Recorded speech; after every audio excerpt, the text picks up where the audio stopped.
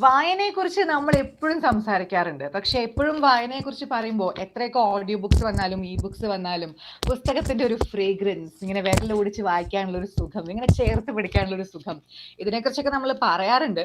പക്ഷെ എപ്പോഴും ഒരു പുതിയ പുസ്തകം പബ്ലിഷ് ചെയ്തു എന്ന് അറിയുമ്പോൾ, അത് പുതിയൊരു ഓഥർ ആയാലും അതെ, എസ്റ്റാബ്ലിഷ്ഡ് ആയിട്ടുള്ള ഓഥേഴ്സ് ആയാലും അതെ, ബ്രെയിൽ കോപ്പീസിനെ കുറിച്ച് നമ്മൾ അധികം കേൾക്കാറില്ല.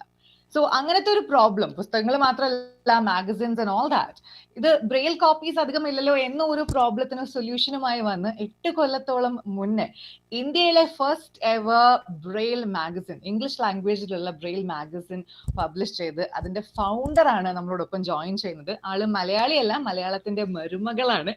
Let's welcome her, the body heart and soul behind White Print, the first braille magazine in English in India. So let's welcome her. Hello, dear. Very warm welcome to She Matters. Thank you so much, Roshni. Thanks a lot for having me. Sure. So if you could introduce yourself to our wonderful audience of She Matters. Yeah. So I'm Upasna. I am originally born, brought up in Bombay. I am married. I'm married to Sharath, who is a filmmaker, an advertising film director. And I founded White Print in 2013, which, as you correctly mentioned, is India's first English lifestyle magazine in Braille. And since then, it has been a journey of exploring, and it's been a journey of just understanding the world of people who see the world a little differently from the sighted. So yes, that's a little bit about me, and I've been immersed in this journey right from 2013, and we just completed 8 long years of being in press. All right. So let's start at the beginning. What led you to White Print? Why did you think that it is your calling to have this Braille magazine out there in the world and make sure that it reaches people? I think it was curiosity, to be very honest. It was a thought. When you think about the sighted, you might be able to think about 20 different magazines in a particular sector and a particular interest that you might have, and you'll pick those up. But when you think about the blind, people with blindness, go and Google it, you might not find enough names. And in a country like India, which has about 15 million people, who are persons with blindness, not having a magazine of this nature felt a little too uncomfortable for me, which is when I started doing my research and I visited the National Association for the Blind, which is one of the largest NGOs in our country catering to the community. And when I didn't really find anything in the space, I decided 3 months completely immersed myself in research and then decided to quit my job and then launched the magazine in May 2013.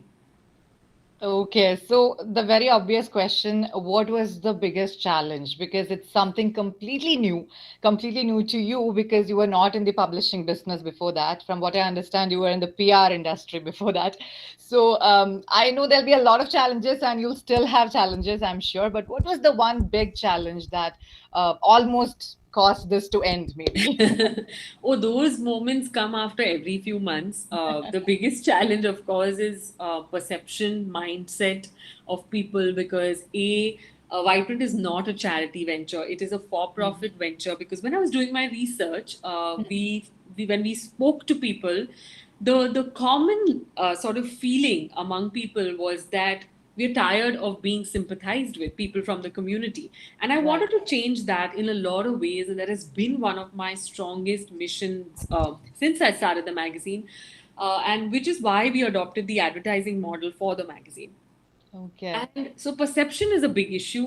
Because of perception, funds and raising advertising funds, establishing corporate tie-ups and associations and making sure that we're able to remain in press all the time.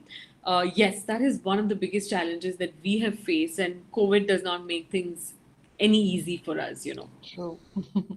Okay, so that challenge apart, what is the procedure for a Braille magazine? Because you need the correct kind of machinery for that. You need the right source of people and human resource to proofread that, maybe, or contribute to that.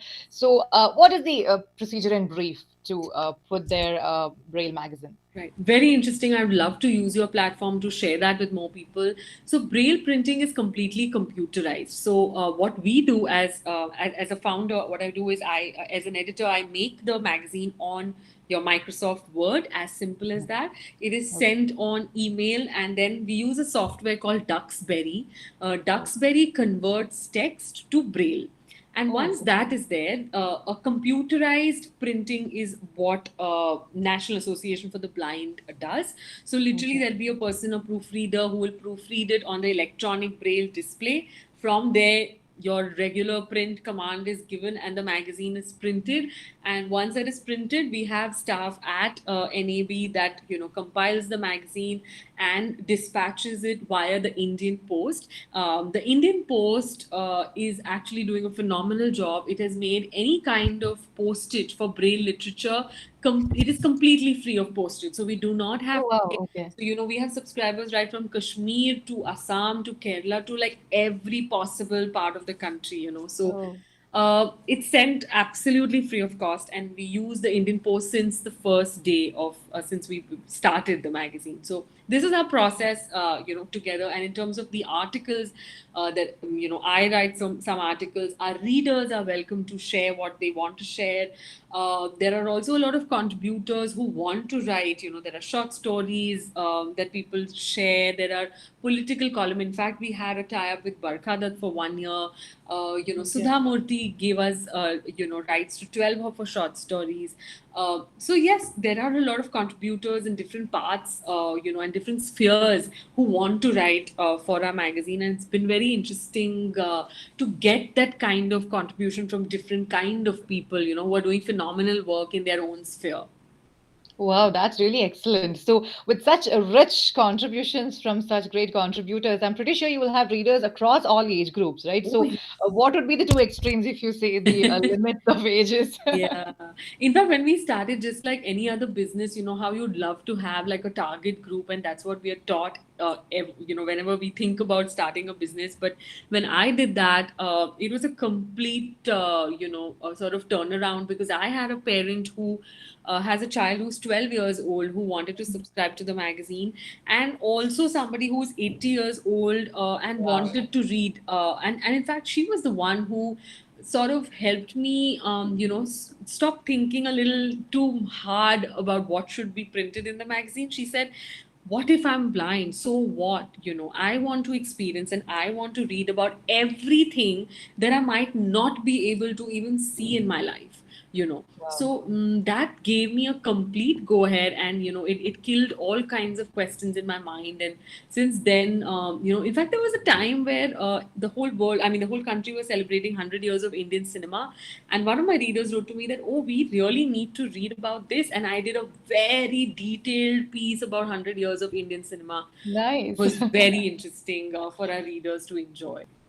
That's really great. So many might want your help to conduct those sessions or even take tips to teach them on how to take those sessions. So, how can our viewers get in touch with you if they need to?